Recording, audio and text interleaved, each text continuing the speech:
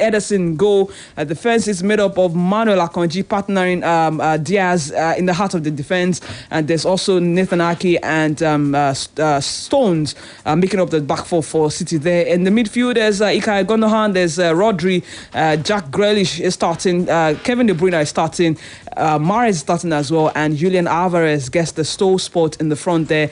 There is no Haaland, and one of the conditions whereby he needed to be a part of this game is to pass a late fitness test, and it looks like he didn't actually pass that at all. It's not even in the match day squad from what we hear, and I think it's a bit of disappointment for someone like me who brought Erling Haaland into my team, hoping that he would get to play.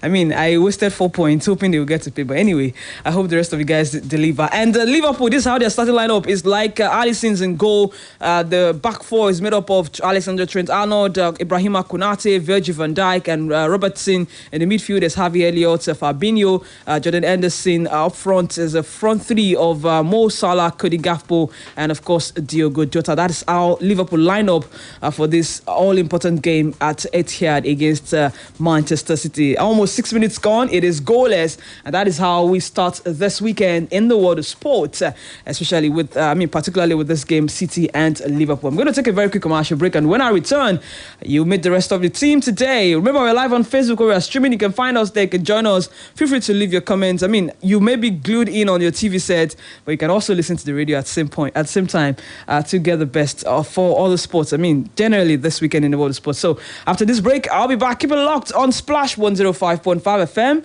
It is World Sports.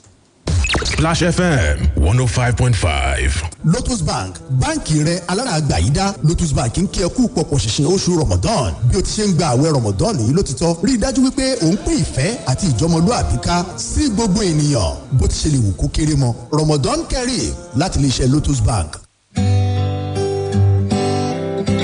Iná mọ̀nàmọ́ná a máa fúnni ní ìmọ́lẹ̀, a sì máa mú ìdẹ̀rùn wá. Láti wá dènà ìjàmbá iná mọ̀nàmọ́ná, ojúlówó wáyà tàbí kébù ló yẹ ká fi fa iná nínú ilé, lọ́fíìsì àti nínú ìlú. Purechem wires and cables ní àwọn ilé-iṣẹ́ mọ̀nàmọ́ná àti àwọn agbaṣẹ́ṣe yàn láàyò. Ojúlówó ni, kì í bó lára, kò kì í jóná àbájì, kì í kán sínú, ó sì fini lọ́kàn balẹ̀. Ìdí nìyí tí Standard Organization of Nigeria fi fòǹtẹ̀tẹ̀ tí Nigeria Electrical Contractors náà fi dìbò fún. Bí copper cable ṣe wà ní aluminium cable ń bẹ nípele lówó tí kò gún pa. Purechem wires and cables tó jẹ́ ọ̀kan lára àwọn ọmọ ẹgbẹ́ Kaman ló ṣe ojúlówó wires and cable jáde. Olú iléeṣẹ́ Purechem wires and cables limited wà ní Afrins compound, Fort Gate, number 122/132, Oṣòdì Apapa Expressway, Ìyànà Ìsọlọ̀ bus stop, Lagos. Ẹ̀rọ ìbánisọ̀rọ̀ wọn ní 080-803-03257. Purechem wires and cables. Ìrọ̀rùn fi iná mọ̀nàmọ́ná. Can you just be the best performance? Thank you. In person? With almost 100,000 Instagram followers and over 100,000 followers on Twitter. Wow! And more than 250,000 followers on Facebook. Our followers are our greatest assets. Join our social media family for breaking news, daily information, and giveaways.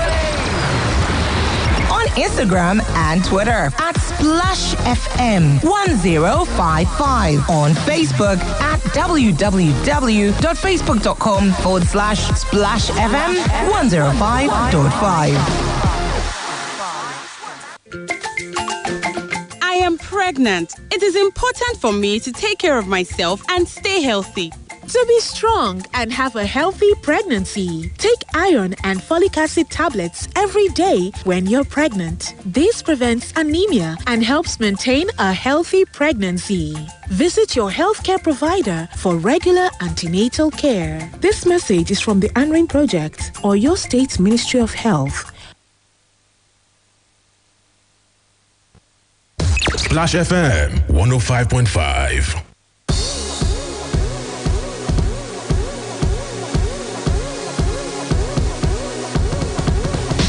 Okay, well, back it is World Sport Radio on Splash 105.5 FM. Welcome back from that break. And of course, it is World Sport. I'm just going to introduce my friends today. Femighty, Femi Akinsho is here. Femi, it's great to see you. Welcome. Good afternoon to you, Blessing. Good afternoon to our beautiful listener. Happy New Month to you. Happy New Month to Tunde. And of course, happy New Month to the listener. It's good to be back here this afternoon after, well, some say dull, boring international break. We're back to club football, and already, the action is already underway, and it's been feisty so far. But then it's good to be back here this afternoon to do justice to all that we have. Okay, and Coach Tunde Adebajo, without the badge. Good afternoon, Blessing. Good afternoon, Femi. Good afternoon, the city of Ibadan. It's great to be back. Funny enough, for all of the volumes of football games we have today, I don't know why I'm this calm and relaxed. Maybe because the game is already on. Because you would expect that. One should be very pumped up for this weekend across all of the leagues. In the German Bundesliga, it is Bayern Munich versus Borussia Dortmund. A lot of people looking for how Tuchel will resume his time with Bayern. So a lot to be proud to see in Italy. More going after Juventus, saying why are they even in the Europa League? A lot. So I think the excitement is there for everybody. The Formula One also, we saw Mercedes making a very good resurgence.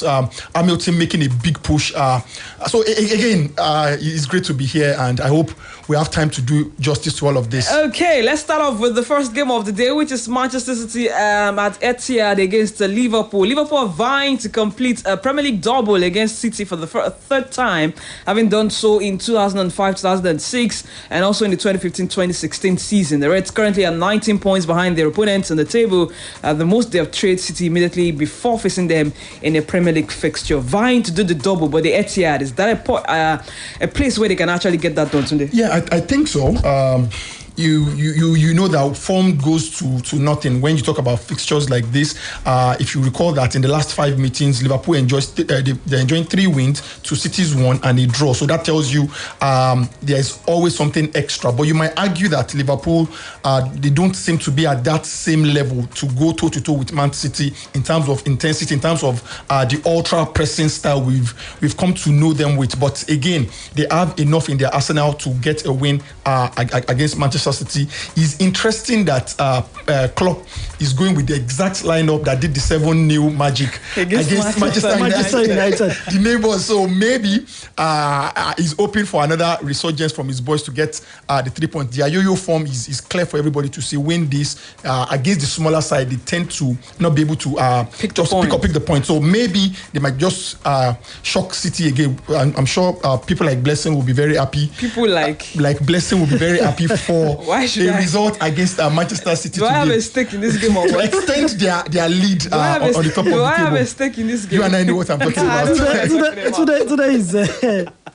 I don't know what today is talking about, but hey, Femighty, Tunde mentioned the same formation that Jurgen Klopp lined out against United that got them that 7-0 win. And I recall immediately after that game, the next league game was, I think, against Bournemouth, which they drew 1-0. In fact, they were at the risk of losing that. They lost 1-0. Oh, it was a defeat. They lost. Yeah, it was a defeat. It was a defeat. They lost. But have you seen a little bit of improvement in character, in maybe confidence in this Liverpool side since then, despite the fact that they lost their immediate game after that 7-0 victory? Yeah, definitely. I have. Absolutely. I've seen a lot of improvement. And I think it's also good to note that some players are getting back, because one of the things we've said affected Liverpool a lot was injuries. Injury to Van Dijk, injury to Robbie Firmino, injury to Diogo Jota. I mean, there weren't just too much options. And even in the midfield, there were injuries, all around. So there weren't options to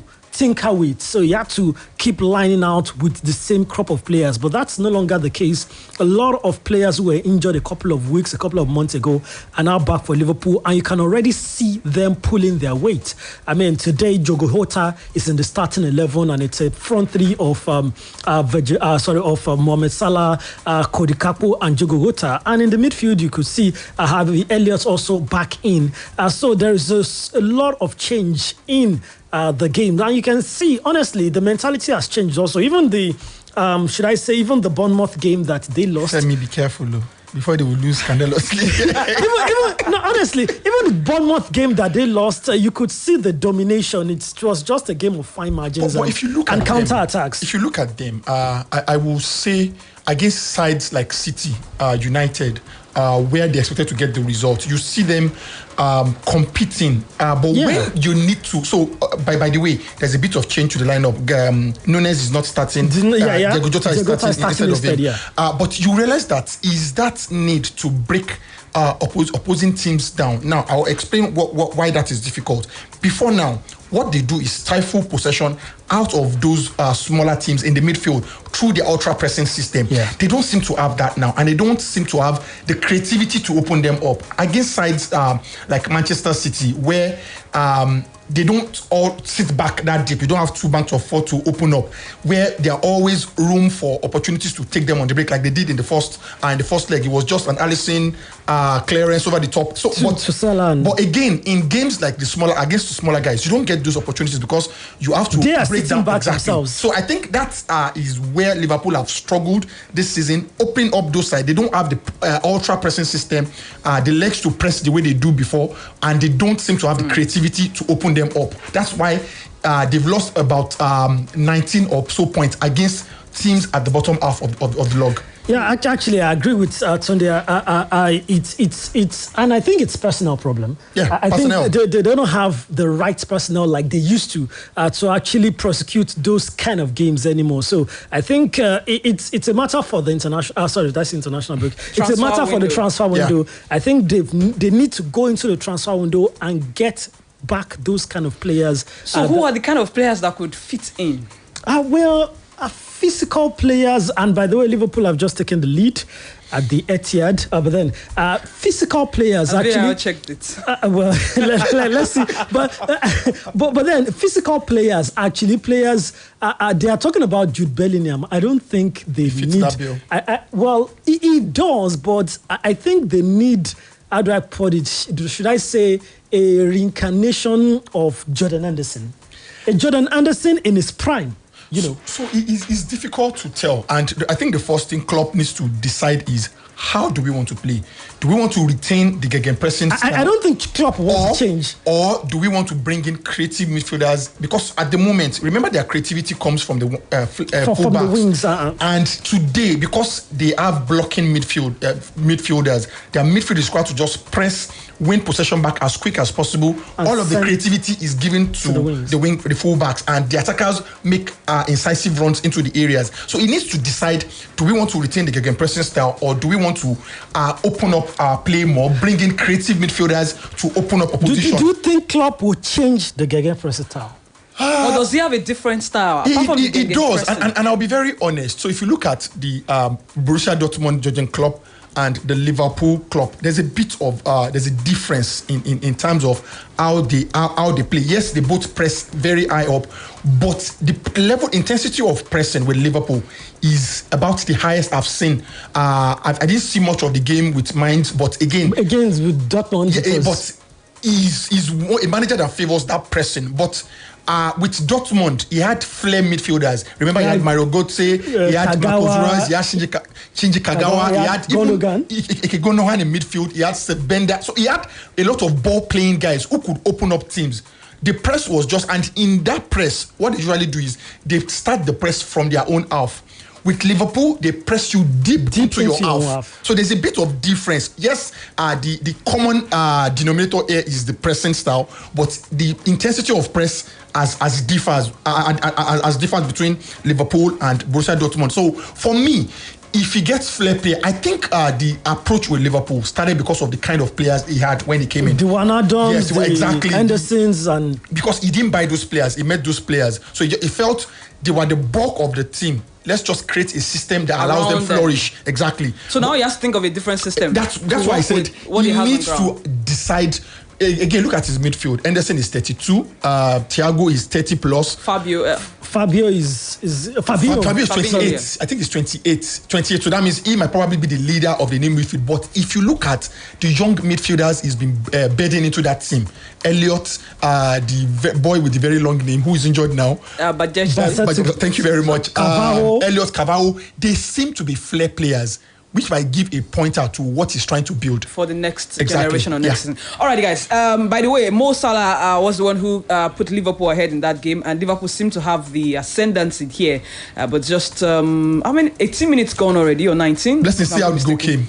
Over the top. Yes, exactly. Exactly. So, guys, almost a carbon copy of the first leg goal. Yeah. Just a couple. Okay, away from Liverpool now, let's talk about Manchester City particularly. They are playing without Erling Haaland. Do they seem a bit predictable here? Interesting. I don't know why I felt this. It was a puzzle for me to see how Pep will line up that team. They've lined up in a 3-2-3-1-2 system, which I'm trying to understand the logic behind 3-2-4-1, but the 4 is not going to be flat 4 behind. You have KDB and Gundogan interchanging. And you see a lot of startup coming from the back three: Nathan Ake, Diaz, and Akanji. It's funny, but he's retaining the same system for what Haaland would have done, but he doesn't have the presence of Haaland. The physical runs Haaland is always making in those areas. Alvarez will not offer those runs. He's a very hard worker also, but someone who moves around a lot. Exactly.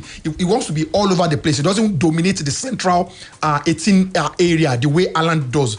Why Pep decides to go through this system, I don't know, because he's not going to get that arrowhead which Haaland would have offered him. I had a problem with the starting lineup when I saw practically 4 centre-backs. Starting, it showed that John Stones. It showed that his full backs overlapping were not going to be there. No, it was trying to cage Salah and maybe Gakpo, but I'm not sure that's working right now. I mean, the right side of his defense is entirely free. So if you look at the way the game is going, you realize that they've actually dominated possession. They have. Yeah, definitely. You've seen Fabio making a lot of incursions into the wide areas to block. Stop Jack Grealish and all that. Exactly. So you will say the plan to dominate the game is working. But remember what I said, Liverpool have not lost their potency up front. It's the dominance in the midfield they've lost. So anytime they're able to bypass midfield into the third half, they're always looking dangerous, which was exactly what played out in that goal. Exactly. Okay, we're just going to keep it there so we don't spend too much time on the City-Liverpool game. But of course, we'll keep tabs on what's going on and continue to feed you with updates from there. About 21 minutes gone already, and Liverpool have their noses in front here. They lead 1-0 against Manchester City. Okay, right there at the Etihad. And to other games coming up this today at 3 p.m. Nigerian time, we have Arsenal against Leeds United, who I bet will be keeping a very close eye on what's going on right here. I mean, if City gets to lose and Arsenal get to win their game against Leeds United, that means they go 11 points. 11 points. And at that point, you start. Although City have a game in hand. 11 games, Arsenal to Arsenal's 10 games. Could that also build Arsenal's confidence going into the... Remember, they still have to play City, they still have to play Liverpool, they still have to play Chelsea. Yeah. And I think Newcastle as well, if I'm not mistaken. Maybe Newcastle. I think they've played Newcastle. Maybe Wolves. No. I don't think I know Wolves is the last game of the season. Yeah. But what does that mean entirely for that title challenge? Well, I think it's going to be a booster for Arsenal. I mean, even though so many persons are still touting them to be the favourite for the title, there are so many that are still, how do I put it, skeptical about how much they can hold off till the end of this season. I think a result like this at the Etihad will even give Arsenal the confidence that if Liverpool with their topsy-turvy form can go get a result at the Etihad, then Arsenal in their flying form can do. But then I think it will be a real booster for Arsenal. I mean, the game that they have, I used to say that there's nothing better after an international break than playing at home. Mm-hmm. Whatever it is, just have the complement of your stadium first from an international break, because there are so many things that happen after the international break. The players come back in different kind of shapes, and you may not have enough time to beat them into the kind of shape that you want them to be in for a match day. So it feels like the first game after the international break, you just take the players as they come. You now start building their fitness after the first game. So playing at home at the Emirates today is a lot. And playing a team like Leeds United, I think if Manchester City drops points today, it's almost a no-brainer that Arsenal will go ahead and take all 3 points today at the Emirates. It may not be so entirely straightforward, because you remember that game against Bournemouth, how Arsenal practically fought against Aston Villa. they fought back to win those games. Honestly, and the fact that they could fight back from, in fact, the moment I started believing in Arsenal were from those games. The fact that they could fight their way back in those games that looked like had gone totally away from them, is the fact that they could fight their way back, and not just fight their way back to pick a point, but fight their way back to pick maximum points, shows a certain mentality that is in this Arsenal team right now that has been lacking for quite a while now. And it is that, in fact, it is those kind of games that gives me the assurance that I'm not sure there are too many teams out there right now that can withstand the Arsenal firepower right now. Very happy to hear of I don't think there are too many teams out there that can withstand the Arsenal firepower. What's going on this afternoon? He's blessing. Okay, to the other games, we have AFC Bournemouth at home to Fulham, Brighton over Albion facing Brentford. Brighton have another game this week. It's a double game week for Brighton. I think same with Liverpool as well. Crystal Palace at home to Leicester City, Wolverhampton Wanderers going away to Nottingham Forest, and Chelsea facing off against Aston Villa. And tomorrow, West Ham at home to Southampton, Newcastle and Manchester United. Today, Newcastle for the first half of the season has been very different from Newcastle in the second half of the season. Same with Manchester United as well, who at some point we thought they were in the title race, but I mean, the confidence has grown so much. So contrasting fortunes for both sides, I have to say. You will say Liverpool, Newcastle seem to be on the ascendancy. United, they've picked only 1 point from the last 2 games, which tells you that the form of the team is not at the best. I don't think they've fully recovered from the 7-0 bashing at the Anfield. I don't think so. You see some cautious approach in games, especially against Fulham. Was it Fulham? Sorry. Trying to remember the game after Liverpool. The Premier League game after Liverpool. I'm trying to remember. Was it? No, it wasn't Fulham. But again, going to that, it tells you the frame of mind of Manchester United, and also the fact that United will not have Casemiro, who has seemed to be the catalyst for everything good they've done this season, is going to be tough. They struggled badly without him during the first suspension he got. Drew against Leeds 2-2 at Old Trafford before they went back to win at the other leg. But the Ellen Road. Yeah, Ellen Road. But looking at the overall position. By the way, Newcastle had a very good international break. They were in Dubai for a warm weather training, and the manager came back and said he did a lot of wonders for them. They had all of the time to get ready for this game. How United will approach it, but good one for United. Rashford is back.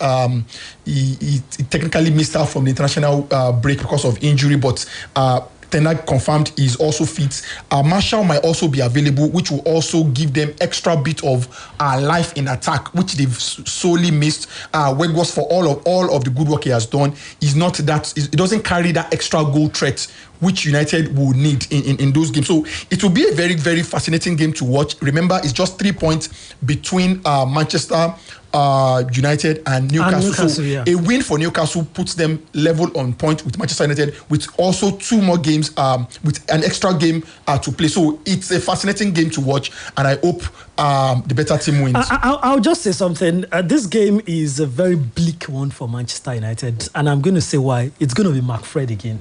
And when it's McFred, there is problem. McFred got 4 goals. Four goals over the national break. See. You don't understand what I'm saying. McTominay.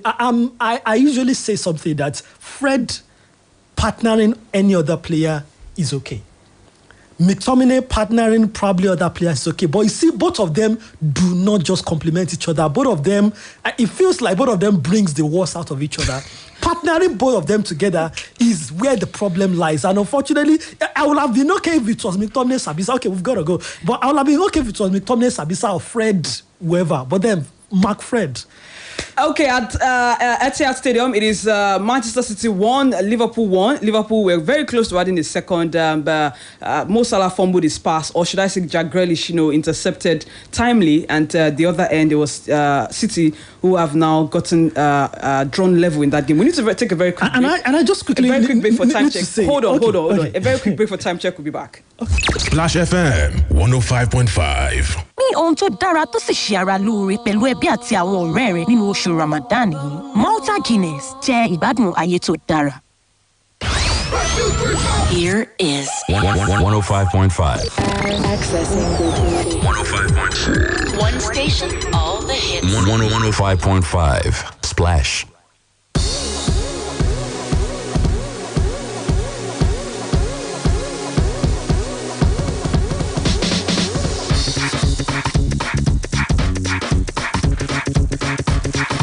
Okay, welcome back from that time check. It is 1-1 at Etihad Stadium. Julian Alvarez drawing City level in that game. 28 minutes gone already. This game is opening up very, very fine.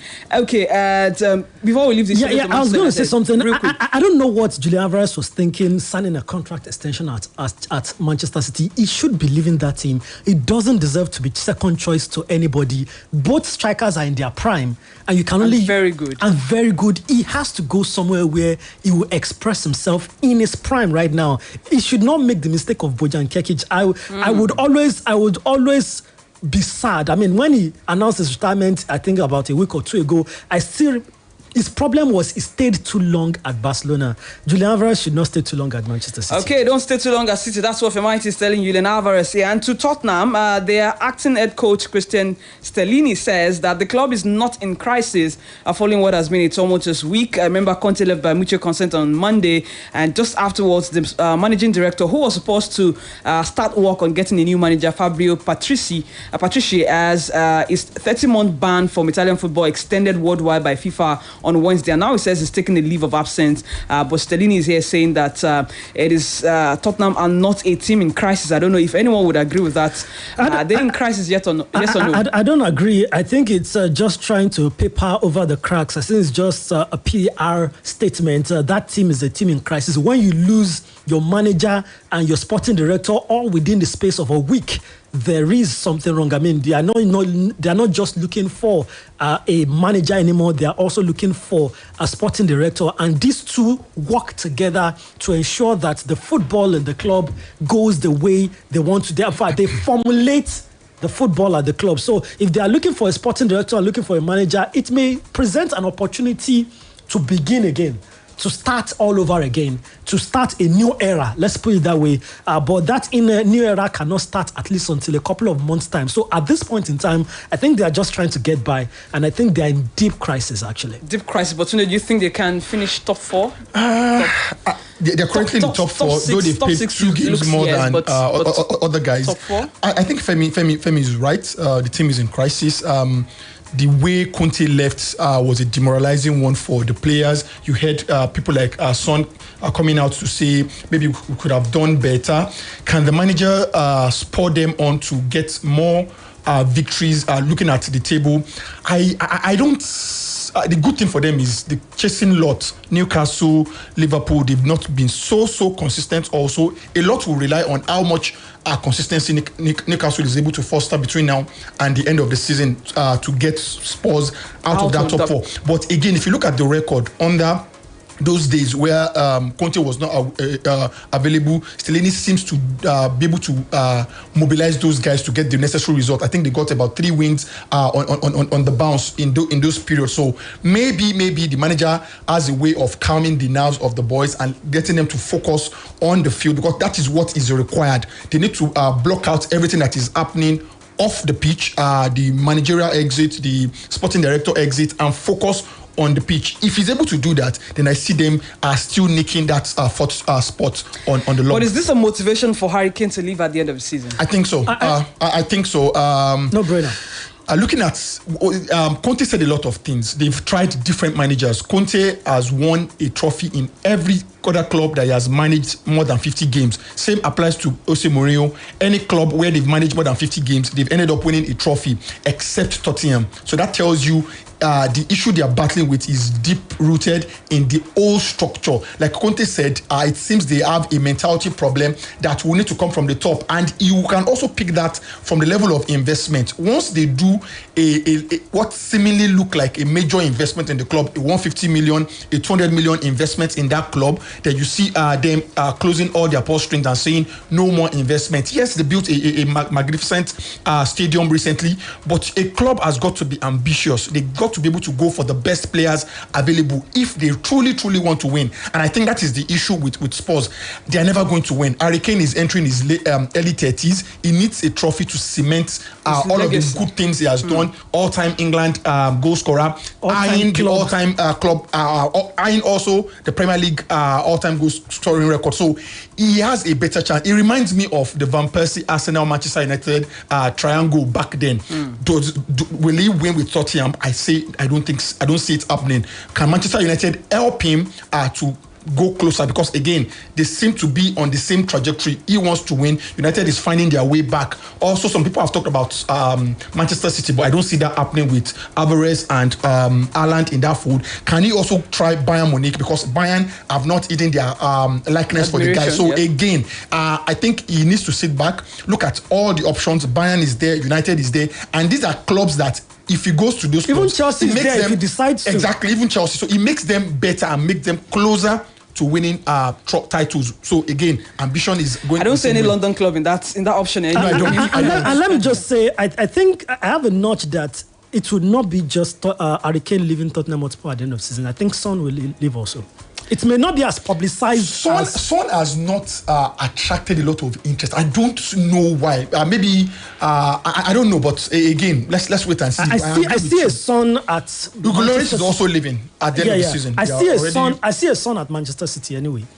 Oops. Let's win. Okay, Son at City. And if I should throw another comparison there, I think it reminds me of this guy at Portland Trail Blazers. What's his name? Who Damian Lillard. Damian Lillard, exactly. Who won't leave and doesn't look like he has any chances of winning a trophy in that with that franchise. Anyway, let's move on away from English, the Premier League now.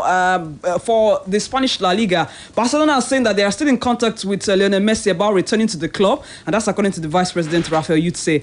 Is it that they have no plans to build for the future? Why still going back to Messi? I don't think it's for footballing reasons. You have to be sure. It can be for footballing reasons. It's probably commercial, culture, all of those. Messi is 35.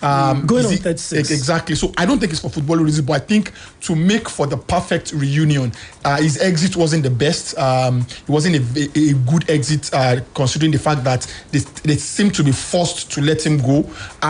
Bringing him back will probably bring back those commercials that they've lost, and I don't think it's for footballing reasons, but also a good example is the return of a certain legend, Cristiano Ronaldo, to a beloved Manchester United, and we saw. They said don't go back to your ex. Maybe we should learn. Maybe we just learn. We saw how that ended. So. But I wonder if Lionel Messi will be content to return to Barcelona to play second fiddle to any. He won't play second fiddle. But he has to. Is he going to be starting? Is he going to captain? But the truth is, he has to get to that reality, and the truth is this: is 35, clocking 36 very soon.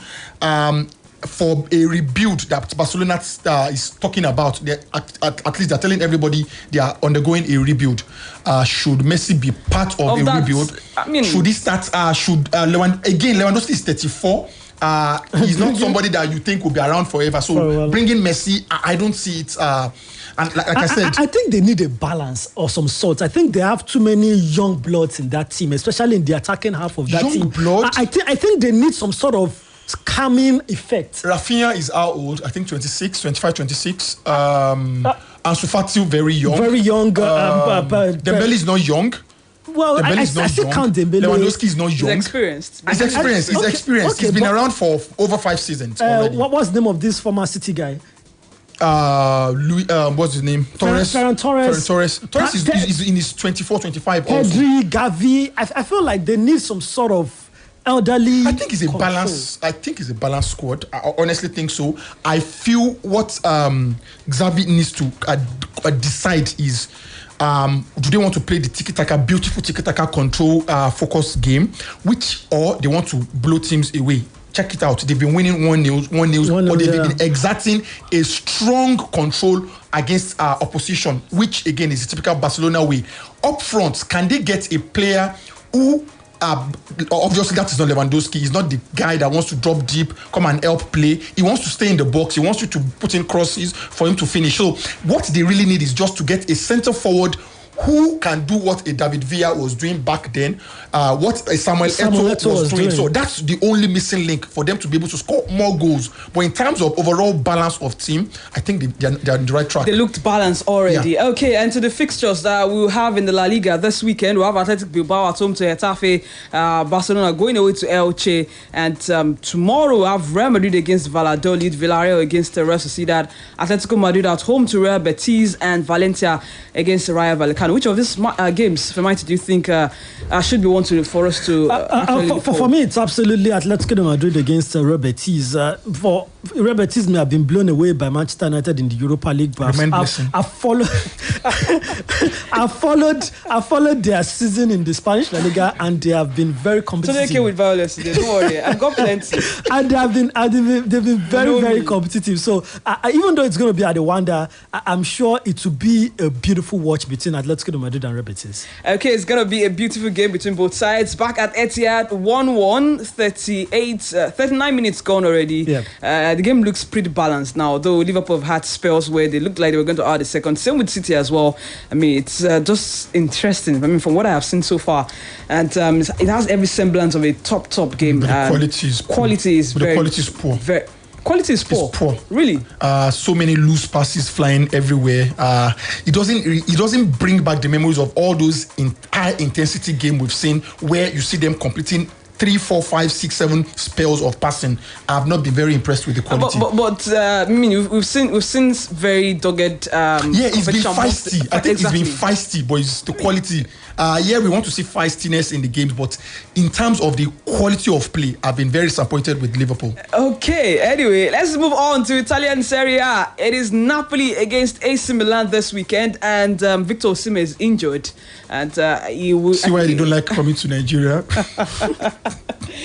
Unfortunately, he didn't have the Kvaratskhelia of this world, right there at in the international break to, help him get goals. But he won't be available for this one. But I don't think Napoli should have so much of a problem against Milan. No, the ones actually. I think they still got it covered. I mean, that's one of the things that I loved about this season's Napoli, that it feels like it was missing in last season Napoli, and that's backup. I mean, right now they still got Giacomo Raspadori. Right now they've still got Giovanni Simeone. So I think they've got it covered. It's just that for Napoli, this is a very important game for them, because this is a, should I say, dress rehearsal for the quarterfinal of the UEFA Champions League. They are going to meet again in the quarterfinal of the UEFA Champions League, a double-legged affair again. So I think it's a sort of a dress rehearsal for both Napoli and AC Milan to see where each other are at this point in time and prepare for the main event, the Champions League. For this game, for me, I see it as a dead rubber. I mean, AC Milan getting a win against Napoli in this game doesn't take them back into the title race, and it doesn't take Napoli out. But I think Napoli at the Diego Armando Maradona Stadium will be good enough to get the better of or at least get a draw against AC Milan. Against AC Milan in this one. And who showed us the scoring responsibility in the absence of... Well, I think Kvaratskhelia, Politano, and I've forgotten his name. The coach decides to go with up front, if it's Raspadori, if it's Giovanni Simeone. I think Spalletti, pardon me. I think they will be good enough to actually fill in for Osimhen. But I think once again, the most important players will still be Zambo, Andre Agusa in the midfield, Kvaratskhelia and Politano on the wings, and of course Kane Min-jim and Emer Ramani in the defense line. Those guys are available. Napoli are good. Okay, to other games, Juventus are at home to Verona. Well, there is a petition for Juventus to be stripped of their title they won that season where Ronaldo was with them. I mean, owing to all of this, the issues they're having with their financial books. I don't agree. I don't subscribe to. Yes, they're cooking the books to make everything stay afloat, but on the field of play, they were actually the better side. They won. They were the best side. Sorry, for they those won, games. Yeah, for those games. So why should you strip them off of those titles? I don't think so. I mean, anything to get your opponents down. More is even pushy for them to get them out of the UEFA Europa League. Well, maybe Mo should face Sampdoria first and foremost, because they're taking on Sampdoria this weekend. And but should it be a problem? His Roma side have just been, I don't want to say unambitious, Juventus. It seems to be prioritizing the cup games over the league. Although I know he will want to make it to the Champions League for next season. Yeah, that seems to be Mo's mantra. He always look for shortcuts to shortcuts. For me, it's shortcuts. No, it is not shortcuts because you have to play teams. It's not as if you rolled over the For some teams. of us, we prioritize the league success over all those Mickey Mouse. I mean, when the Conference League he won. Exactly. When he was at Manchester United, he practically started at some point in the season where he won the Europa League, first season. He practically let go of the Premier League and focused on the Europa League. At some point, he will have to start going the harder route. If I look at the Roma side and the Napoli side, I don't see so much in terms of the quality of players they have. Maybe Tammy Abraham is not on the same level with Osimhen, but I don't see so much similarity, and I don't see why Roma should not be making a push for the Scudetto with a manager of Mo's pedigree. Especially with the performance of AC Milan. What about the quality of players in the squad? That's what I'm saying. I'm not seeing so much. Does he have that disparity. quality to be able to push for? Well, now Dom is in that squad, for Christ's sake. They've got Dybala, they've got Pellegrini, Spinazzola. So would you compare the Wijnaldum at Roma to the Wijnaldum that Liverpool had, or the one who didn't thrive at PSG? So he was practically injured. So they might not have the same youthfulness they had in those Liverpool prime teams. But the quality exactly, they are coming with the experience, the winning mentality, and they also have a lot of youthful players. Like I mentioned, Tammy Abraham is a youthful guy who I don't see any reason why he cannot be a 20 goal plus striker. Tammy Abraham has been disappointing this season. This season, yes, he has. But those are some of the things I'm saying now. It goes back to my issue with Mourinho. Mourinho doesn't improve players any longer. It seems it's all about winning titles, but in terms of improving players and getting the best out of them, the Osimhen we are seeing now was not the same Osimhen at Lille. No, he's grown in leaps and bounds. I can't say same for Tammy Abraham.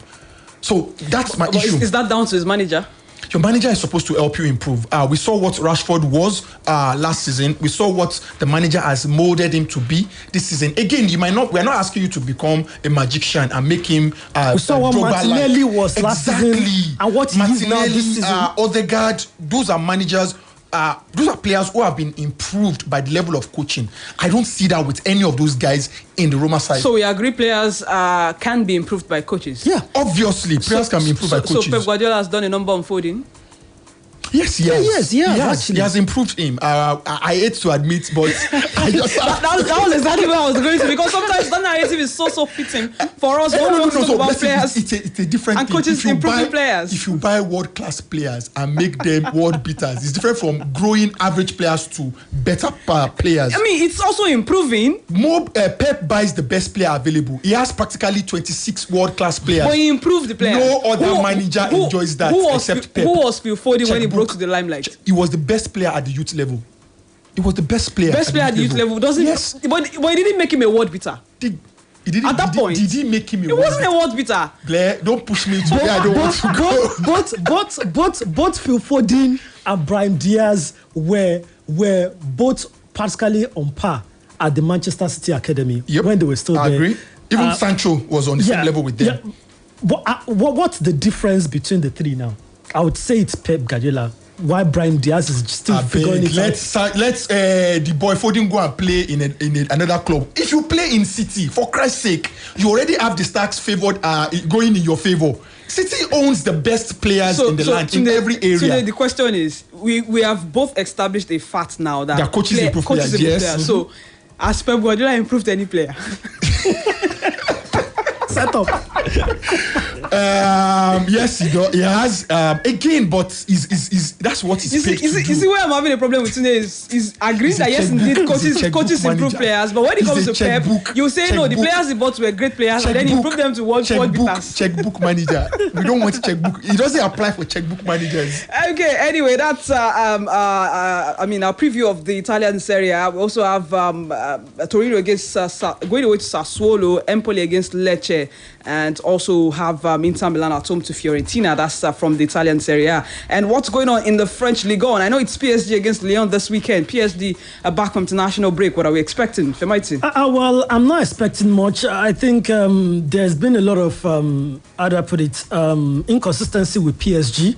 I think Neymar is still going to be out, so it's still going to be Mbappe and Messi, trying to work their way around. For Lyon also, Lacazette really has done his bit for Lyon this season, but it looks like it's not been enough. I think PSG may, do well enough to get the win later today, but it's one that you can't really know what to expect much, because the PSG team we have seen this season, you don't know which PSG will show up until the game actually begins. It can actually be tough when you hold a 6 points lead with a game at hand. You have the quality you have over every other guy in the league. I think the issue for PSG has been doing well on the continent. Anytime they exit the continent early like this, you see a sort of lukewarm performance in the league. So you see them; they might still probably edge and win the league, but you see a couple of odds, lethargic results here and there, especially when they feel the quality is not at anything close to what they are presenting. So I won't be surprised if they get a win. If they get even a whitewash against Lyon today, and I won't be surprised if they lose. Exactly. So it's a game that is very. I think it will be a bit disgraceful if they get to lose to Lyon. Listen, I think we should just prepare our mind for any eventuality. Result. Exactly. Okay, before we go on a very quick break, let's talk about the Bundesliga. By the way, it's halftime already at Etihad Stadium. I'd like to know what you think from the first half and what you think both managers should switch up or change to get their desired result in the second half. But that will be after we return from this break. But before we go, guys, real quick, the German Bundesliga, Sunday mentioned Bayern and Dortmund. I think that's the biggest game of the weekend for me. Yep. And of course, seeing that we'll have Thomas Tuchel back, but now playing for the other side, for the bad side, against his former team. So how do you think he's going to approach this? I think you know what to expect. I'm waiting to see his favoured formation. I'm suspecting he's going to go back and to his favoured personnel. I won't be surprised if he goes back to a 4-2-3-1 system. Bayern seems to be caused to play in that setup. That was one of the sins of Nagelsmann, trying to change away from that setup. I don't expect him to rock the boat. But again, coming into this game, but Borussia Dortmund have picked. They've won 9 out of 10 games since the turn of the year. Bayern have picked 10 points less than what Dortmund have amassed. So obviously Dortmund is the form team. They currently sit at the top of the table. I think it's just a point. But again, it's going to be a feisty affair. Dortmund, they're welcoming back Emre Can, who from his suspension is back into the fold. Julian Brandt, I don't think is going to be available. No. Karim Adeyemi, I don't also think is going to be available. Yeah. So those are major misses. Halas scored during the international break, yes. And he'll be back, But those misses will be very big for Dortmund. I see Bayern edging this, maybe a 2 or 3-1 victory for Bayern. I've said quickly, Blessing, this is the last time that I'll give other teams a chance against Bayern Munich. It's always happened. These guys are in top form. You have so much hopes, for them, and they go against Bayern Munich and they fall like a pack of cards. Especially Dortmund. Especially to Dortmund. It has happened over and over again. Once again, we have a high-flying Dortmund right here on our hands. We have a struggling Bayern Munich on our hands. I think this is one of the few times, this is not one of the very few times that Borussia Dortmund will go into this game being the table toppers in the league. So I'm really looking forward to a very competitive game. But once again, I think it's been dialed down by the fact that it's Thomas Tuchel's first game in charge of Bayern Munich, which means he'll be looking to start with a bang. But then new manager bounce. But I still expect a competitive game. If I see 4-1, 3-0 again, I'll just give up. I'll just give up finally on the German Bundesliga.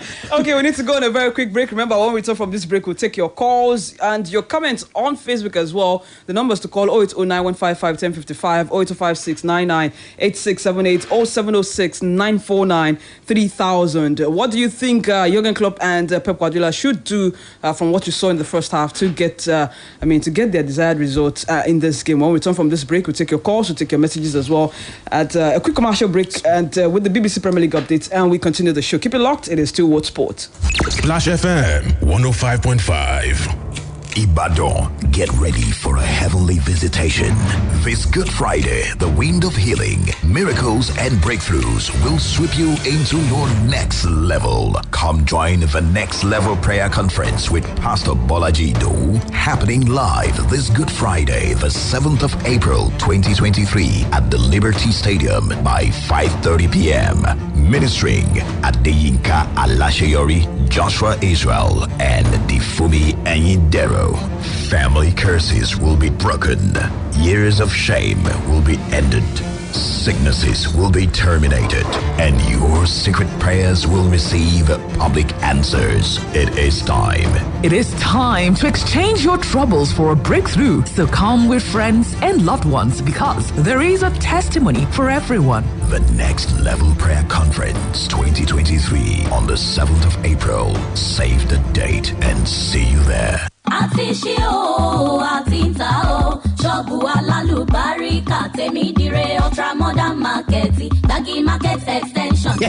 Golden Bricks Realty and Investment Limited àjọṣepọ̀ pẹ̀lú ìjọba ìpínlẹ̀ Ọ̀yọ́ tó ti ṣàṣeyọrí tó lóòrìn. tèmi dire ultra modern market and shopping mall ọjà Gbagi tuntun phase 2 wẹ́mà ìwó road Ìbàdàn. àti ṣe àti ń tàwọn shops yẹn báyìí o. bẹ́ẹ̀ lọ́jà títà ti bẹ̀rẹ̀ ń bẹ̀ ní pẹ́rẹ́ ẹ fẹ́ ra sọ ńláńlá. àǹkárá lẹ́sìn gíní báàgì àti bàtà. ṣọ́ọ̀bù tẹ́ ti lè rọ jíjẹ wa ń bẹ pẹ̀lú. ìjọba ló allocate ẹ̀. ààbò tó gbogbo ń bẹ ń bẹ tọ̀sẹ̀ tó rú. wọ́n gbẹ́ bọ́ ò síbẹ̀. wọ́n tún kọ́lé ìgbọ̀nsẹ̀. bẹ́ẹ̀ ni láti ti yípo bẹ̀. ó tóbi ó pọ̀ ó fẹ̀. ó yẹ ṣẹ̀ṣẹ̀ fẹ́ rẹ́ǹtì ní abẹ́ fẹ́ ra ṣọ́ọ̀bù. èyí náà gé tètè lọ gba fọ́ọ̀mù báyìí. the Ministry of Trade and Investment room 56 Secretariat Ìbàdàn. wà láyé lẹ́kùnrẹ́rẹ́. ẹ pè 08028834320 08028834320. àrètí yín lọ́jà tèmi ní rẹ̀ Gbági tuntun ìlú Ìbàdàn. Latest cool Easy Life Business and Service Technology app. We don't bring comfort for people. Na Botinga app, a multi-service platform where you fit order sharp for any service provider, market or anything where you need online. Just download Botinga app. Come begin the order for any professional service where you want. You fit order for taxi ride or any services like fashion designer, hairdresser, mechanic, barber, painter, photographer, dry cleaner, carpenter, makeup artist, plus others them on top Botinga app. And you will be service provider. You fit register your service and take and connect to more customers for better sales enjoyment. You fit render your service with your own private motor car as driver. To dey make extra money, just download Botinga provider on top Google Play Store and Apple Store today. Make people begin the order for your services anytime from anywhere. With Botinga, everything done dey easy. No be for mouth. This one na easy life. For more tori, visit www.botinga.com or we office wey dey for former MTN office opposite Methodist Church, Bodija, Ibadan, Tolon 0810-934-6512. Botinga app, service and business comforts.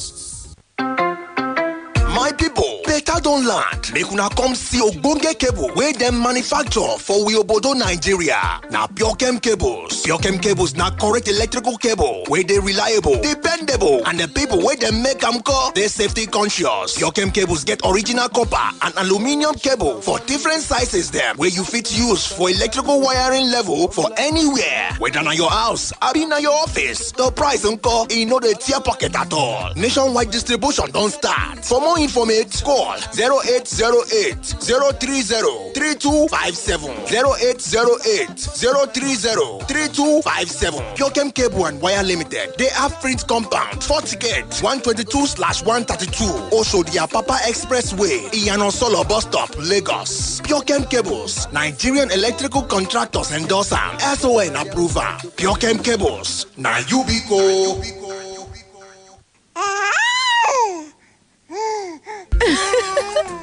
Babies are God's gifts to parents, and breast milk is God's gift to babies. It contains all the important nutrients and minerals your baby needs, including water, for the first 6 months. Give your baby breast milk only. Remember, breast milk only for the first 6 months. This message is from the Anrin Project or your State Ministry of Health. Splash FM 105.5. BBC Premier League update from the home of Premier League football. Hello, I'm Paul Sayers at the BBC Sports Centre. The English Premier League returns following the international break on Saturday with a huge match to kick things off. Manchester City host Liverpool in the early game, with City hoping to close the gap at the top of the table to 5 points. It kicks off a big month for Pep Guardiola's side, who are still fighting for silverware on 3 fronts. Just one team in all history in the Premier League won the treble, comparing, Champions League, Premier League, FA Cup. It's because it's so difficult. So that's why we should think about this kind of thing. So the most important thing, I know didn't give titles, is after many, many years, right now, still we are fighting for that. We are in all competitions. That is awesome. That is so good. Liverpool have been challenging City for honours in recent seasons, but have performed well below expectations this year, sitting in 6th place, 19 points behind City and 7 outside the Champions League qualification places. Here's the Reds boss Jurgen Klopp on their aims for the rest of the campaign. Now it's clear. This is out. So now it's clear. Top 4 is the one thing we really can go for. And we don't have a perfect position to go there to fight for it, but it's possible. So we have to win a lot of games.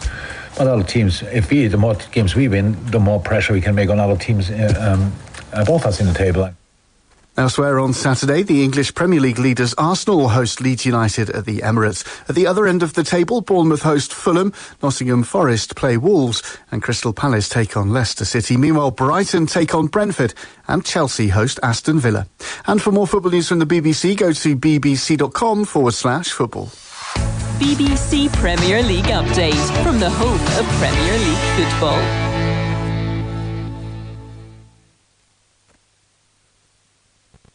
Splash FM 105.5.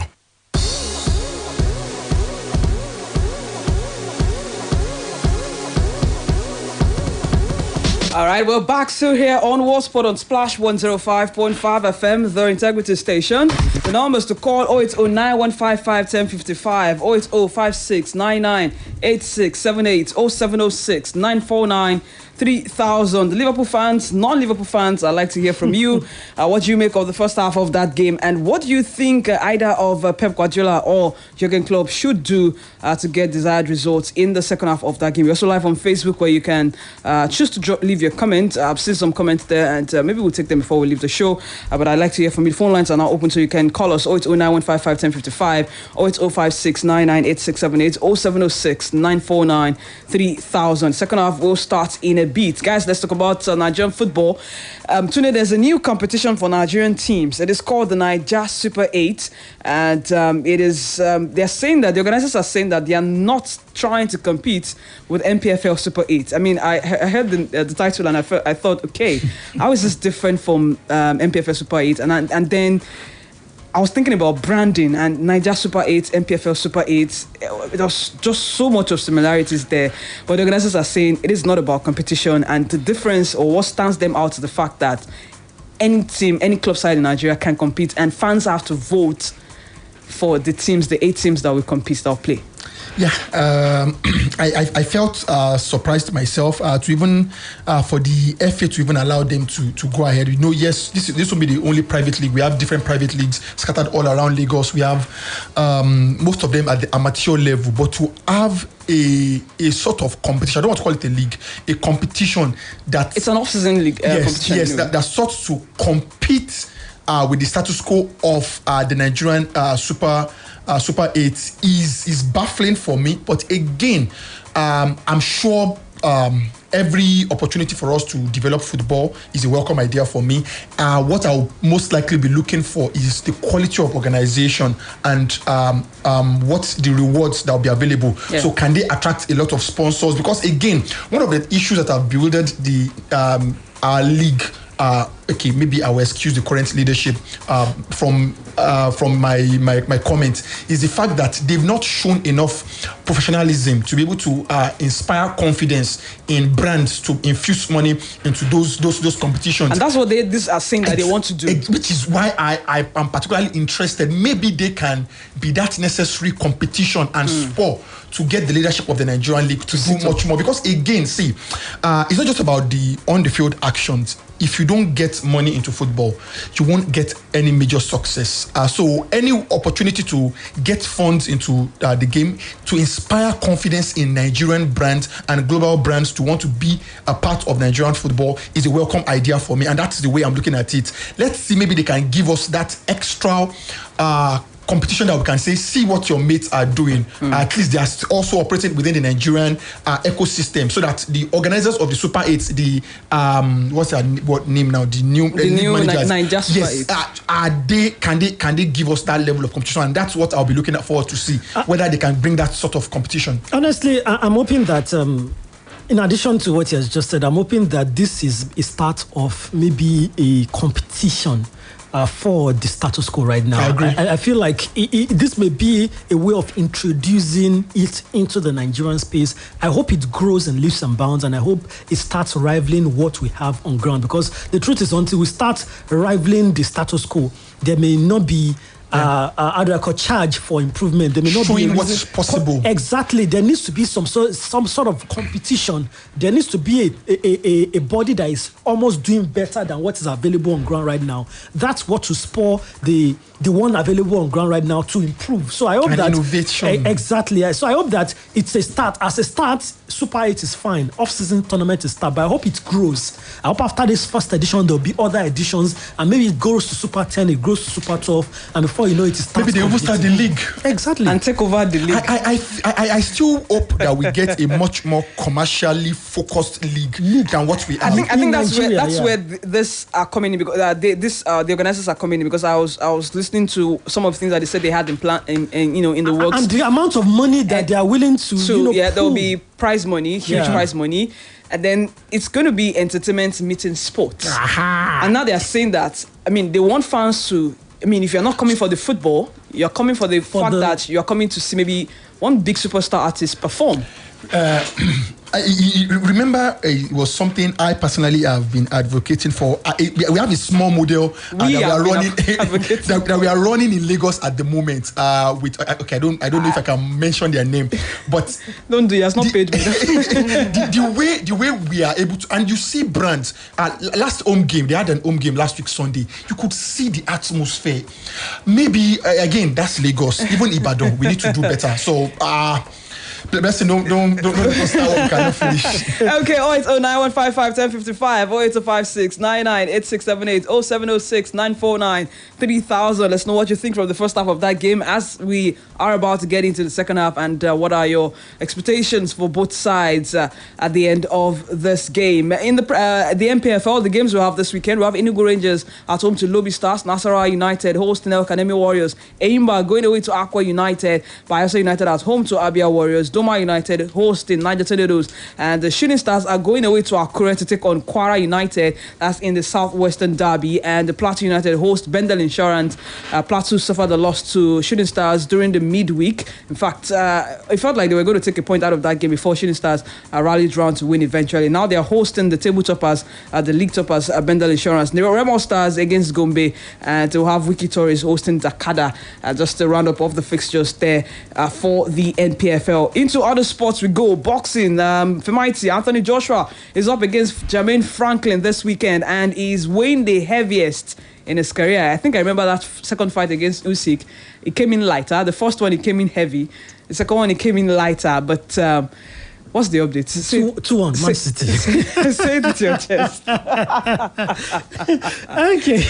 But then, for this, I think it's perfectly set up for Anthony Joshua, actually. I've always said it that he doesn't need a high-profile opponent to come back into his tennis career. And I think he has the perfect opponent, although it's perfect in the sense that it's not a pushover, but also he's not one of the high flyers. He's not a Deontay Wilder, neither is he a Tyson Fury or whatever. It's just the perfect opponent that he needs to get back. But also we have to say that he has to be very careful because Franklin is not also a pushover like that. Remember the fight he had with, I think, Dillian White, where it was some 12-round unanimous decision, and there were even some quarters that disgruntled that maybe Jermaine Franklin should have drawn that bout instead of a win for Dillian Whyte. So it shows that he's not a fighter that will just come sitting on his hands and hoping you punch him out. He's someone also that can fight. And for Anthony Joshua, I think, okay, we've got a call. Hold on. Hello. Hello, good afternoon. Good afternoon. Good afternoon. This is Joseph, right? Okay. Yes, sir. Yeah, let's go. Welcome. I think Anthony Joshua will win tomorrow. Or is it today? It is today, 11:45 p.m. Nigerian time. All right. I think he's going to win. I've not heard the name of that guy before. That guy is believe you me, he's also fairly good. Maybe he'll win. I know he'll win. Then Shooting Stars needs to. They are condemned to win tomorrow. They are going to and Quara is not that's not their own ground. They are borrowing the place to you. So Shooting Stars has no excuse. We have to win. Then I don't see the reason why they have to back as Vika go. When they brought in Benga, but everybody shouted, if it's Butler, but it's coming. Now I think Ogibote at this time last season has more points than Ogibote. So I don't know if you should do this match. I don't think you have my respect. Then on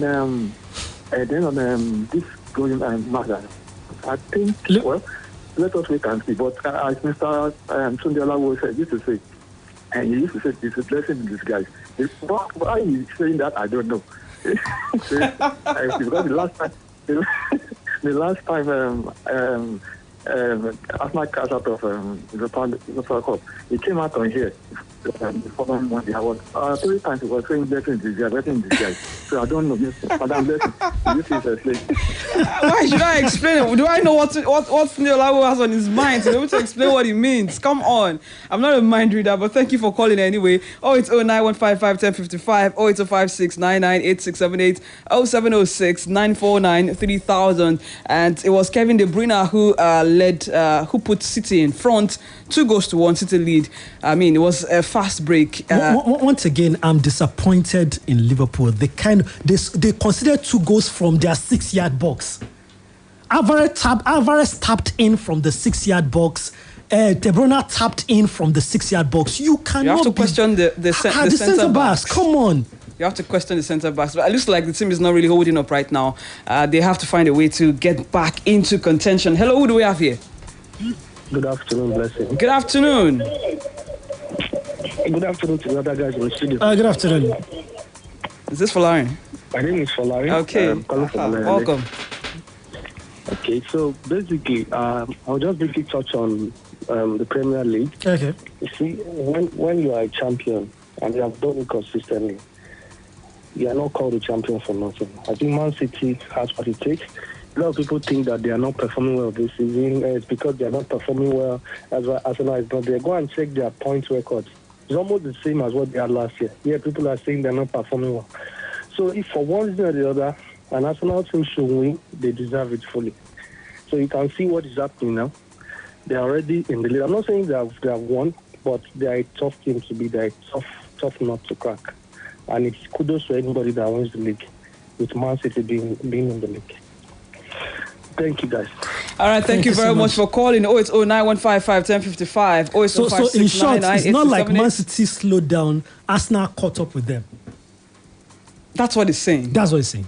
But I don't know if it's right to say Arsenal caught up. Have played the best football this season. Yeah. I said it just 4 games to the season. The doubters like Blessing did not agree. But you know, to say Arsenal caught up with City, I think you would need more than 1 season of good football. No, this season, more than 1 season of results to be able to say that I'm not saying the quality, but I'm saying this season when it comes to consistency, winning ratio, when it comes to... So guys... I think they did. Arsenal, they've been smart about their rebuild. Brought in Pep's assistant, brought in Silva, brought in the left back, and I think they've had a very good impact.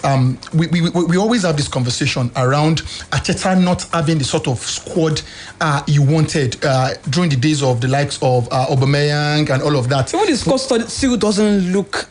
No, but it's not a very robust squad. He wanted a young squad of highly technical players, which he has gotten a good number. Saliba, for one, is a very, very technically intelligent player. Zinchenko, obviously, we know his qualities. Partey being available more has also brought in a level of stability.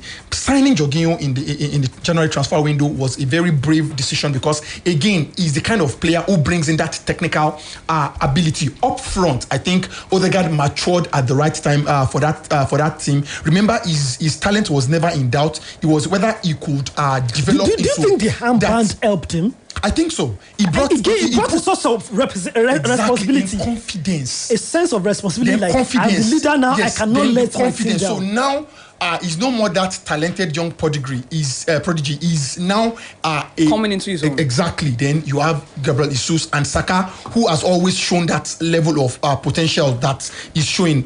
For me, Arsenal have played the best brand of football this season. They've been very expansive. They've been very expressive on the game.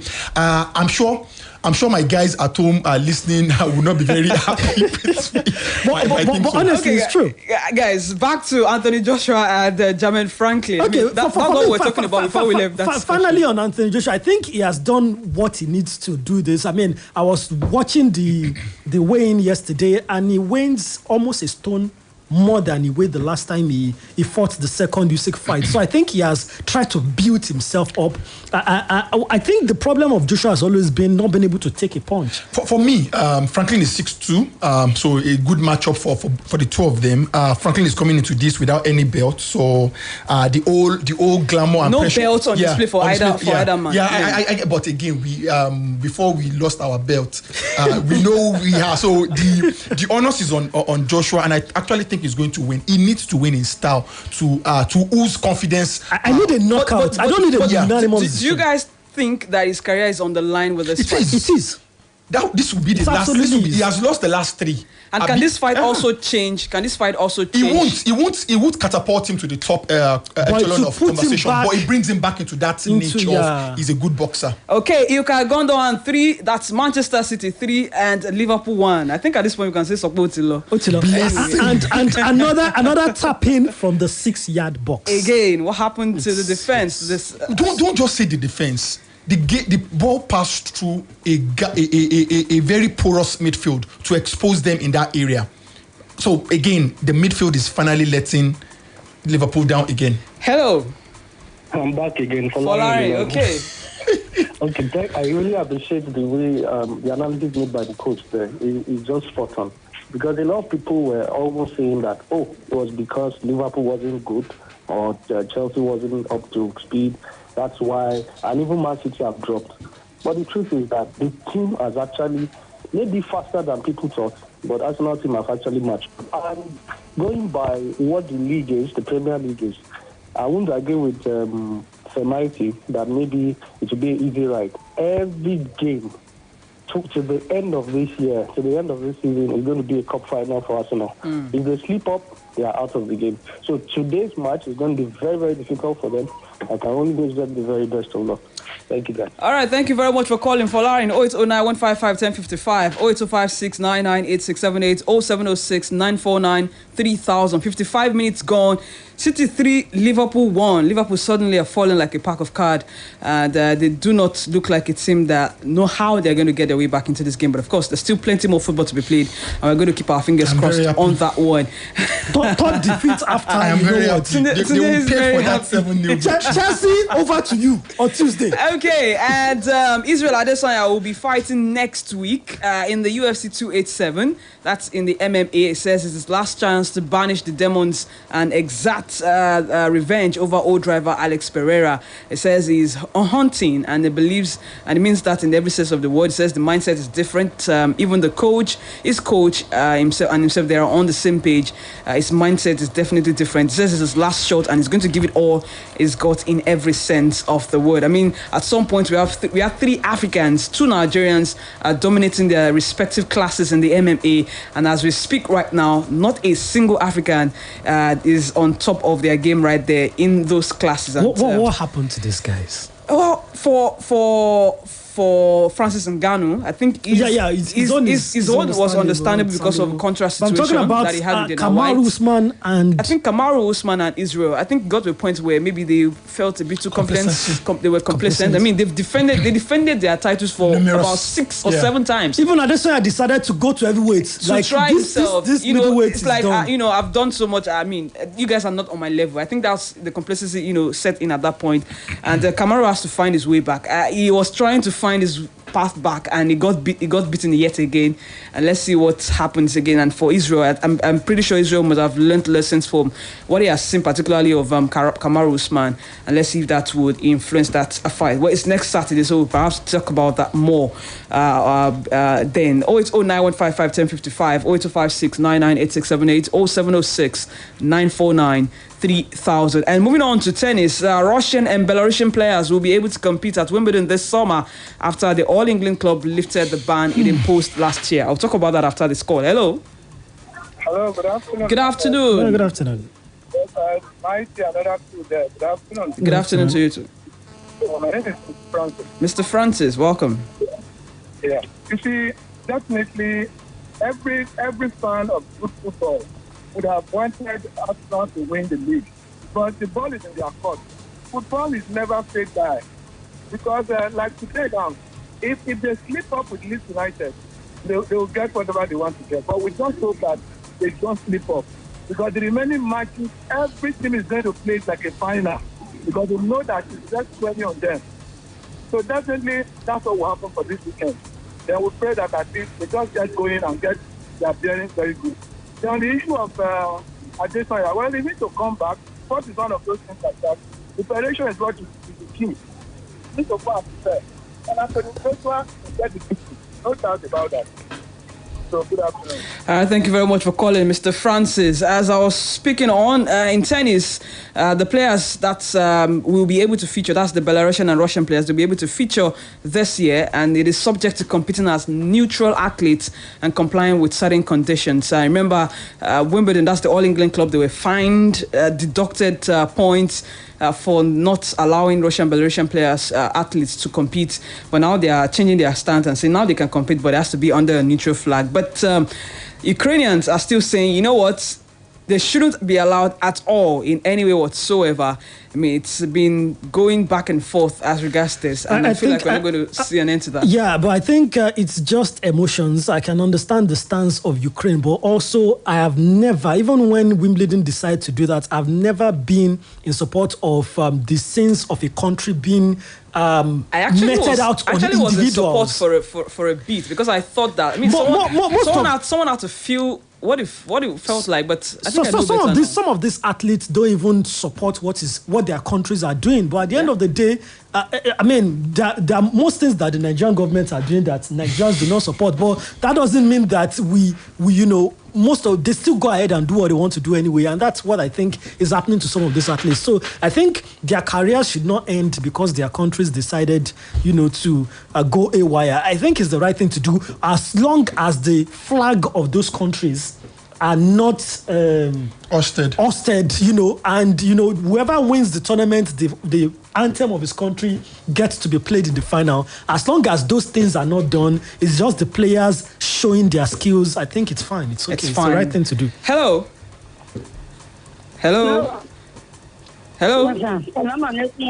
Sorry, this is not for us. Please call back 08091551055, 08056998678, 0706949300. And looking at the updates from the Miami Open, Yannick Sinner came from a set down to claim a shock victory over top seed Carlos Alcaraz. That's in the semi-finals of the Miami Open, and he will be booking a meeting. He has booked a meeting with Daniil Medvedev in the final, and that defeat means that Alcaraz will be stripped off of number one spot, and Novak Djokovic will return to that sport again. Petra Kvitova defeated Sorano Cristia. That's to reach the women's final.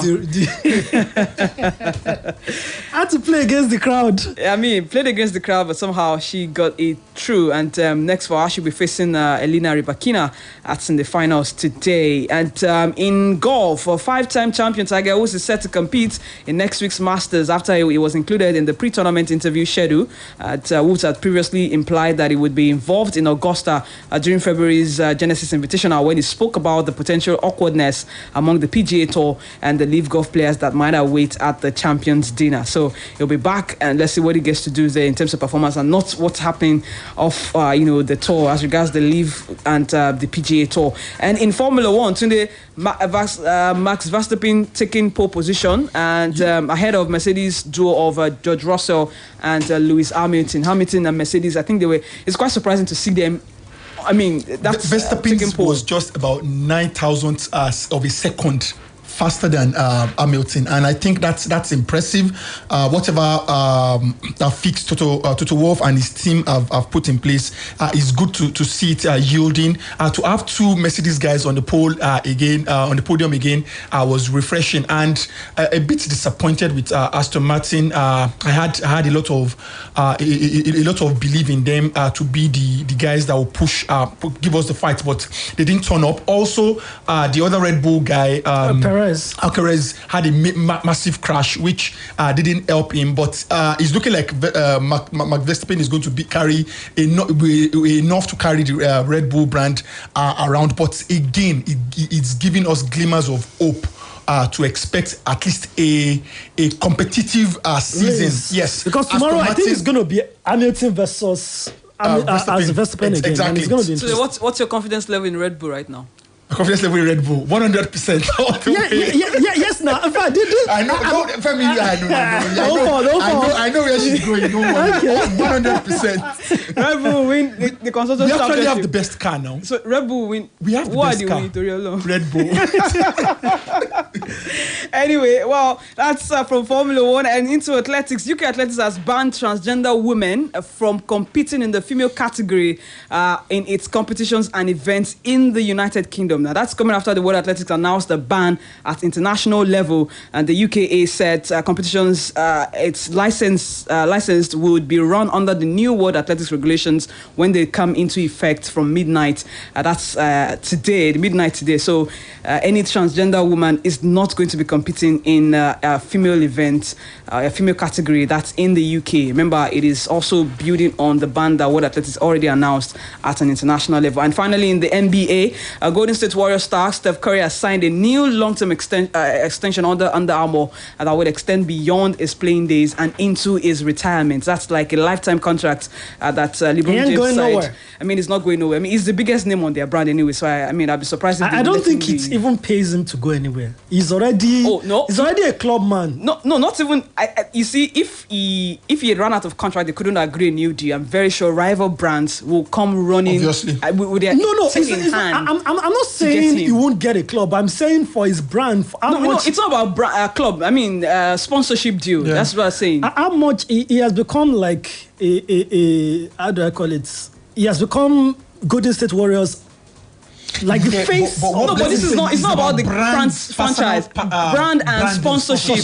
There's nothing to do with franchise. That's what I'm saying. Yeah. You get now. There's nothing to do with franchise. Club or no club. Whether club or no club, any rival brand will come running. It will be their loss exactly because I mean it's got many stars on the. I mean there's also this 76ers big man, the African, the Joel Embiid, who is also an Under Armour athlete. Just many of them just because of Steph Curry, they are athletes of that particular brand. So I think it's also good for him. I mean, it's not disclosed. I mean, I'd like to know what that deal, the amount of massive that deal. Because for you not to be able to even negotiate with other brands, it must have been really something really big there. And the games played today, we had Los Angeles Lakers getting a victory over Timberwolves, and they are hogging on to the 7th spot. That's on the Western Conference rankings. That's in the playing position. Reigning champions Golden State Warriors remain in 6th after they got a victory over San Antonio Spurs early this morning. They are tied with the Clippers, but Clippers have the better head-to-head record. That's why they are in that particular position. And Phoenix Suns also extended their winning streak to 4. Yesterday they're winning 6-4 after getting a victory over Denver Nuggets. Kevin Durant scored 30 points. Devin Booker had 27 in the Eastern Conference. Boston Celtics, they continue to pile pressure on Milwaukee Bucks with the victory over Utah Jazz. 76ers also tightened their grip there in the third place with a victory over Toronto Raptors, while Cleveland Cavaliers fell to New York Knicks in their game. Brooklyn Nets also recorded a victory over the Atlanta Hawks. That's just a roundup of games in the NBA from early this morning. Just about 5 or 6 more games to the end of the season, regular season, and then we'll be talking about play-in and playoffs. That's when the season is really starting for me, for the big dogs. Right? And congratulations to Mike Brown getting the Sacramento Kings into the playoffs for the first time in almost 20 years. I mean, okay, we have to leave. Is he still the head coach of the Tigers, though? No, ex-coach. It was quietly. I mean, whatever happened between the Tigers and Mike Brown was on the G. Just quietly dissolved. Guys, we have to leave. Thank you very much. Boss is not happy. Arsenal is not. Please don't let him switch off my mic. We have to leave. Thank you very much. Thank you for having me. Femighty, thank you for being here. It's such a pleasure. I am Blessing Fowowe. Join us again next Saturday, same time. Before that, on Monday at 7:30 with Sports Bang. City 3, Liverpool 1. 66 minutes gone already. I'm signing out with Kiss Daniel featuring Buju Benson doing Gwagwalada. Au revoir. Feet don't pass my power. I roll up a shawarma. I get for Gwagwalada. I enter from Abuja, go Gwagwalada. Only Mutaka Sufe.